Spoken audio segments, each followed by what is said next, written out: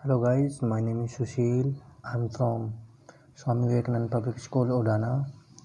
Guys आज हम class 10th के चैप्टर नंबर 5 की बात करेंगे। चैप्टर नंबर 5 जो कि आपका अर्थमेटिक प्रोग्रेशन चैप्टर है, इसको हम शॉर्ट फॉर्म में लिखते हैं एपी, और हिंदी में इसका नाम होता है समांतर श्रेणी, यानी कि वो श्रेणी जिसके अंदर अंतर समान हो वो आपकी समांतर श्रेणी होती है। सबसे पहले मैं डेफिनेशन की बात करता हूँ। It is a list of numbers in which each term is obtained by adding a fixed number to the proceeding term except the first term, for example 2, 4, 6, 8।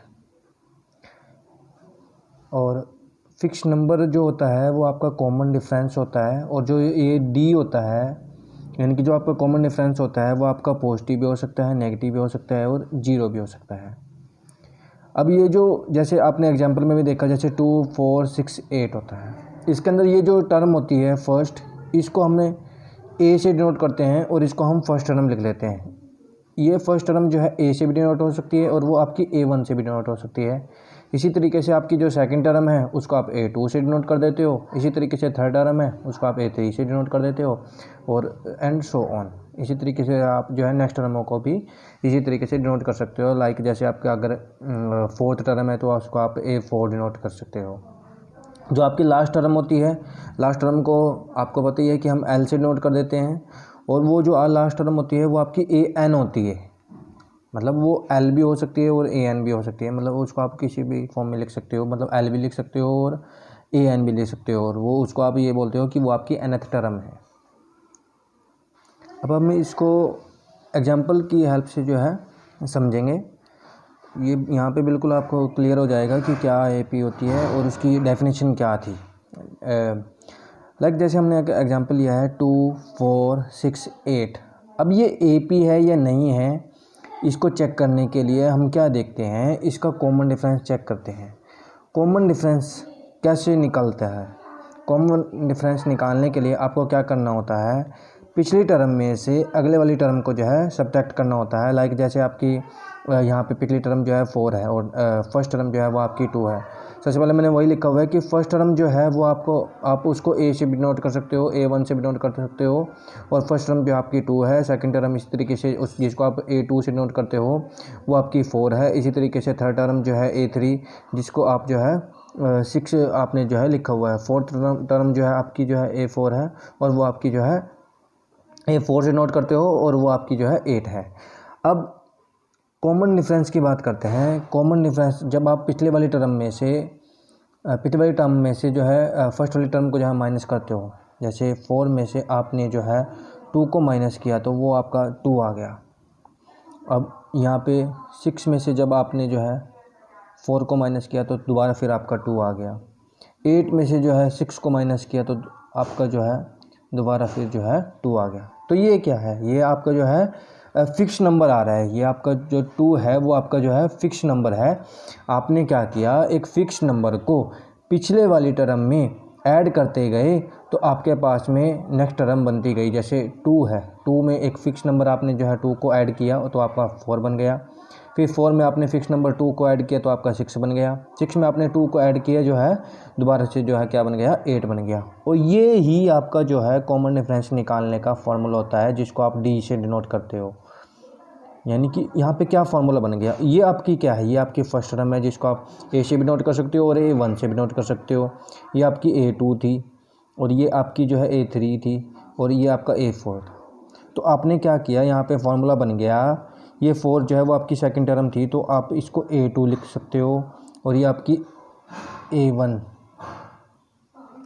तो ये फार्मूला बन गया D निकालने का, A2 माइनस के A1। इसी तरीके से जो है ये 6 क्या है, A3 है, यानी कि A3 माइनस के A2। इसी तरीके से A4 माइनस के A3। तो ये जो है कॉमन डिफरेंस निकालने का जो है फार्मूला बन गया, और यहाँ से जो है आपको जो है डेफिनेशन भी बिल्कुल क्लियर हो जाती है। अब जो जनरल फॉर्म होती है AP की, जनरल फॉर्म जो होती है AP की वो होती है A comma A plus D comma A plus 2d comma A plus 3d। अब ए क्या है यहाँ पे, ए आपका फर्स्ट टर्म है आपको पता ही है, और डी आपका क्या हो गया, कॉमन डिफरेंस हो गया।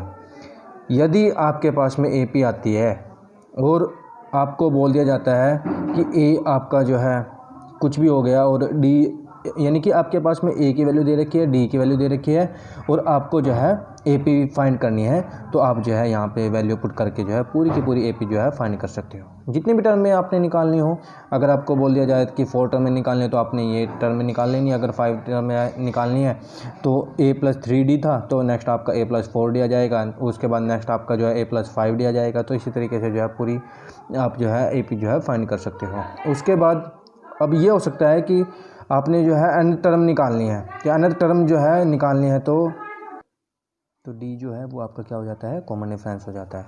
अब बात करते हैं formula to find the last term. Last term का मतलब कि आपने अनदर टर्म निकालनी है। आपको कोई भी एक ए पी दे रखी है, लाइक जैसे आपके पास में ये ए पी थी ऊपर 2 4 6 8, तो इस ए पी के अंदर आपको जो है लास्ट टर्म निकालनी है, यानी कि आपको अनदर टर्म निकालनी है, क्योंकि जब जो लास्ट टर्म होती है उसको हम अनदर टर्म बोल देते हैं।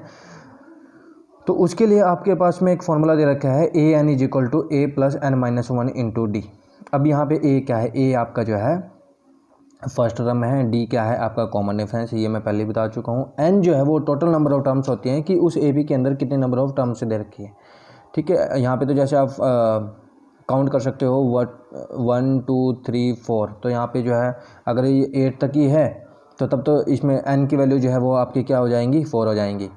और वैसे अगर आपके पास में ए पी उसमें सीरीज में दे के रखेगा कि एन की वैल्यू जो है यानी कि आपके पास में वो बोल देगा कि 10 टर्मों तक जो है मतलब 10th टर्म निकाल लो, और या 11 टर्म निकाल लो, या 12 टर्म निकाल लो, तो वो आपको जो है बोल दिया जाएगा।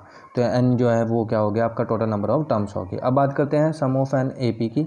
जो सम यानी कि सम में, यानी कि कोई भी आपके पास में एक ए पी दे दी है और उसका आपने जो है सम फाइंड करना है। मतलब कि जैसे आपके पास में ये ए पी थी और उसका आपने सम फाइंड करना है कि 10 टर्म तक जो है सम फाइंड करो, और या 11, तो आप ये तो है नहीं कि अब वहाँ पे जो है सम करने लग जाओगे कि 4 2 6 6 और 6 12 और 8 जो है 20। इस तरीके से जो बड़ी बड़ी ए पी आती हैं तो वहाँ पे जो है उनका जो सम करना जो होता है वो बहुत ही जो है डिफ़िकल्ट हो जाता है। तो उसके लिए जो है एक फार्मूला बनाया गया है। फार्मूला जो है वो इस तरीके से है, sum of N A P का जो फार्मूला है, S N is equal to, S N का मतलब sum of N A P, यानी कि sum of N nth term is equal to N by 2 bracket 2a plus N minus 1 into D. यानी कि ए और डी का आपको पता ही है, ए जो होता है वो आपकी फर्स्ट टर्म होती है, डी आपका कॉमन डिफरेंस होता है, और एन जो है आपका टोटल नंबर ऑफ टर्म्स होती हैं।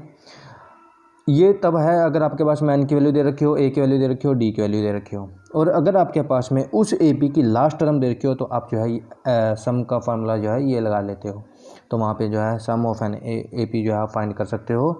तो ये इंट्रोडक्शन थी chapter number 5 from NCERT class 10th। Thank you guys.